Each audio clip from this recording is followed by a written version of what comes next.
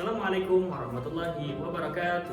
Kami mahasiswa dari Universitas Muhammadiyah Banjarmasin, Fakultas Teknik Program Studi Informatika semester 3. Video ini dibuat untuk menyelesaikan salah satu tugas dalam mata kuliah jaringan komputer dengan dosen pengampu Bapak Komarudin Mkom. Kami dari kelompok 8 terdiri dari 3 anggota kelompok yang masing-masing bekerja sama dalam memenuhi tugas mata kuliah dengan judul materi koneksi internet.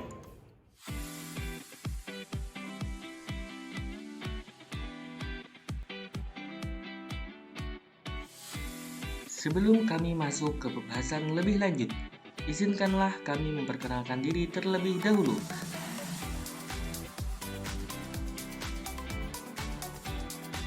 Perkenalkan, nama saya Muhammad Ihsan dengan NIM 22552011111012, Prodi Informatika Fakultas Teknik Universitas Muhammadiyah Banjarmasin. Halo semuanya, perkenalkan nama saya Ahmad Rizal Rinaldi. Saya dari Prodi S1 Informatika dengan NIM 225511101032. Halo semuanya. Perkenalkan, nama saya Ryan Dimas Aditya dengan NIM 225520111016 dari Prodi S1 Informatika. Baiklah, kami dari kelompok 8 akan mempresentasikan materi dengan judul koneksi internet. Di sini saya ingin menyampaikan beberapa pokok pembahasan yang akan dibahas di dalam video kali ini. Yang pertama ada gateway, kemudian yang kedua ada Network Address Translation atau yang bisa disingkat dengan NAT. Kemudian yang ketiga ada perangkat-perangkat yang terdapat di dalam NAT. Kemudian yang keempat ada jenis-jenis koneksi jaringan internet. Baiklah, langsung saja kita masuk ke pembahasan pertama. Dalam TCP atau IP dikenal peralatan yang disebut gateway, yaitu perangkat yang menjadi gerbang untuk mengakses internet. Gateway dapat berbentuk router atau PC yang berisi software, router seperti WinGate, WinRoute, dan lainnya. PC yang berisi software router biasanya disebut NAT, yang merupakan singkatan dari Network Address Translation, yaitu fungsi kecil dari router yang gunanya menggandakan IP address sehingga perangkat-perangkat yang ada di belakangnya bisa mengakses jaringan internet. Perangkat-perangkat NAT. Perangkat-perangkat NAT adalah komponen atau perangkat yang terlibat dalam proses NAT. Berikut adalah perangkat yang terlibat dalam NAT meliputi yang pertama adalah router NAT. Router adalah perangkat utama yang sering digunakan untuk mengimplementasikan NAT.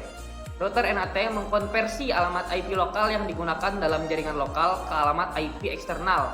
Saat data dikirimkan ke jaringan eksternal, ini memungkinkan beberapa cara dalam jaringan lokal untuk berbagi satu alamat IP publik. Yang kedua, gateway NAT, sebuah perangkat khusus yang bertindak sebagai perantara antara jaringan lokal dan jaringan eksternal, seperti cloud atau jaringan internet. NAT gateway sering digunakan dalam lingkup cloud computing.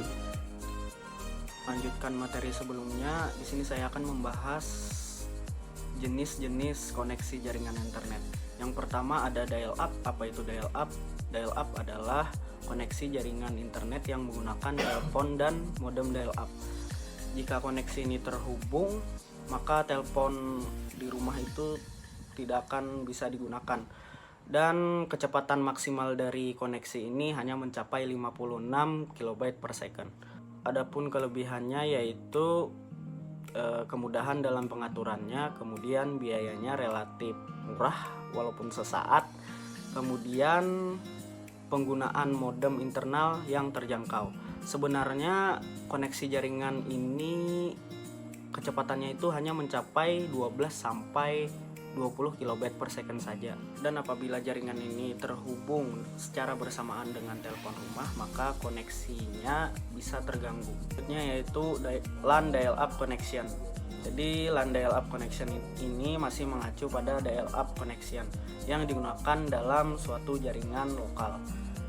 Ini tetap menggunakan jaringan telepon dan modem dial-up, namun koneksi ini digunakan secara bersamaan oleh beberapa perangkat dalam suatu jaringan lokal. Kecepatan dan karakteristiknya ya kurang lebih sama dengan dial-up connection. Materi selanjutnya yaitu kabel internet personal. Jadi kabel internet personal adalah koneksi internet yang tersedia melalui kabel TV. Jadi untuk pelayanan dari kabel internet personal ini 24 jam dalam sehari dan koneksi ini tidak mengganggu telepon. Untuk kecepatannya sendiri cukup bervariasi mulai dari 64 KB per second hingga 1536 KB per second. Dan kemudian adapun kelebihan dan kekurangannya. Untuk kelebihannya sendiri ada untuk pelayanannya tidak terbatas, kemudian biayanya tetap, dan untuk mengakses apapun itu stabil. Untuk kekurangannya yaitu jaringannya cukup terbatas dan untuk biaya modemnya sendiri itu cukup mahal. Untuk materi selanjutnya ada Dedicide kabel internet. Jadi untuk Dedicide kabel internet ini adalah varian kabel internet yang menyediakan atau menawarkan internet tanpa adanya batasan waktu dan biayanya tetap. Kemudian untuk kecepatannya itu tidak terpengaruh oleh jam sibuk. Walaupun memiliki kelebihan, adapun kekurangan yang perlu dipertimbangkan. Apa yang perlu dipertimbangkan yaitu ketersediaan jaringannya itu terbatas, dan kemudian untuk modemnya sendiri itu relatif cukup tinggi. Kita masuk pada pembahasan sambungan wireless. Sambungan wireless adalah alternatif untuk menghubungkan perangkat secara nirkabel dengan jangkauan hingga beberapa kilometer dan kecepatan akses hingga 11 Mbps. Ini cocok untuk perusahaan dengan area luas yang sulit terhubung dengan kabel. Kelebihannya mencakup kemudahan penggunaan laptop dengan kartu nirkabel, tidak terikat pada jaringan kabel, dan kecepatan akses yang cukup tinggi. Namun, koneksi nirkabel dapat dipengaruhi oleh cuaca dan mungkin kurang stabil dalam ruangan tertutup.